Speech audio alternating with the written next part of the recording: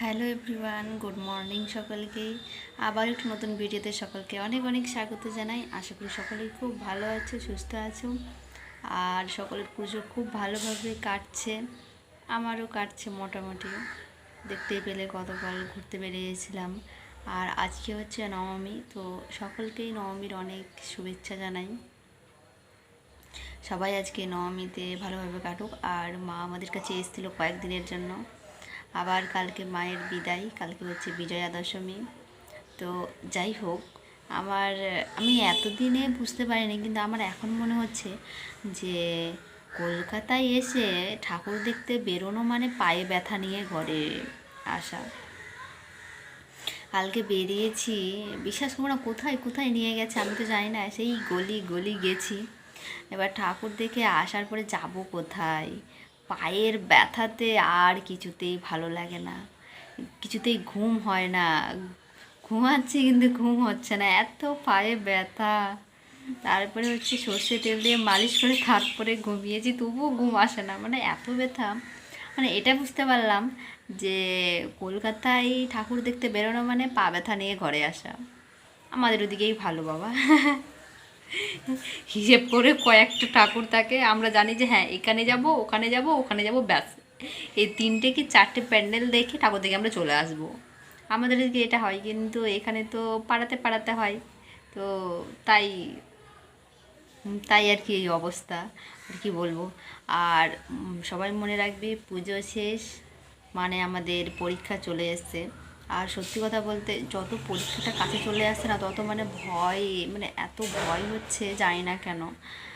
প্রচুর একটা ভয় কাজ করছে, আর একটু অন্যরকম, মানে জানি না কি হবে, এরকম একটা ব্যাপার আর কি। তো ঠিক আছে, চলো তাহলে দেখে নেওয়া যাক নবমীতে আজকে আবার কী কী করি। আজকে আমাকে বললে আমি আর যাব না, কারণ নিজের কাকিমাটার ওপরে কাকিমাটা জোর করে নিয়ে গেছে, বলছিল যে চলো চলো চলো। আর কেউ নেই, বলছে একা যাচ্ছে, আরেকজন ছিল তো যাবে না বলছে, আর না গেলেই আর কি করা যায়। তখন বারবার বলছে যখন, আর না বলছি তো মন খারাপ হয়ে যাচ্ছে, তাই ভাবলাম যে যাই একটু। নাহলে আমার এই শখ ছিল না বাবা, এই পা ব্যথা সম্ভব না। আবার বলছিল আস্তে আস্তে যে কালকেও আসবো, আমি বলছি অসম্ভব, আজকে হলো না আবার কালকে আসবো।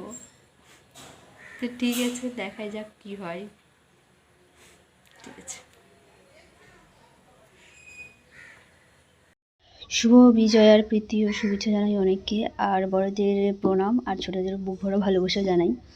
তো যাই হোক, আমি ভিডিওটা আগে দিতে চেয়েছিলাম, কিন্তু আগে দিতে পারিনি। একটাই কারণ হচ্ছে যে মুখে ঘা হয়েছে, একটু কথা বলার অসুবিধে, আর জানি না কেন একটু ভালো ভালো লাগছিলও না। তো তাই ভাবলাম যে খুব তাড়াতাড়ি একটু তোমাদের সঙ্গে ভিডিওটা শেয়ার করি। আমাকে বলেছিল যে অঙ্কের হচ্ছে যে মানে ইম্পর্ট্যান্ট কিছু, তো চলো তাহলে আজকে আমি বলেই দিই ইম্পর্ট্যান্ট কিছু। এখান থেকে হচ্ছে যে বীজগাণিতিক সূত্রের প্রয়োগ, এটা করবে। তারপরে এই যেটা বীজগাণিতিক সমীকরণ দ্বারা সমস্যার সমাধান, এইটা। আর এইখান থেকে হচ্ছে অনুপাত সমানুপাত না করলেও হবে, অংশীদারি কারবার, তারপরে হচ্ছে সময় কার্য, নল আর চৌবাচ্চা, তারপরে এখানে শতকরা, লাভ ক্ষতি, সরল সুদ, চক্রবৃদ্ধি সুদ, এইগুলো তো করতেই হবে, কিছু করা নাই। আর এই শঙ্কু ও চোং থেকেও তো কোশ্চেন এসেছিলো। আর বাকি তোমরা হচ্ছে যে এর আগের বছরের আর প্রিভিয়াস ইয়ারের কোশ্চেনগুলো একটু দেখবে, যেগুলো যেগুলো থেকে এসছে ওগুলো করার চেষ্টা করবে, তাহলেই বেশ মোটামুটি হয়ে যাবে।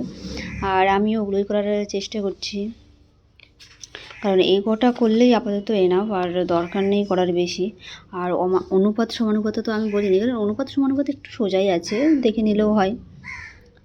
আর কি বলবো, এগুলোই আমি ট্রাই করছি, কারণ আমারও খুব একটা প্রিপারেশন মানে অঙ্কতে, কারণ কয়েকদিন থেকে তো মানে মিডিলে ছাড়া ছিল।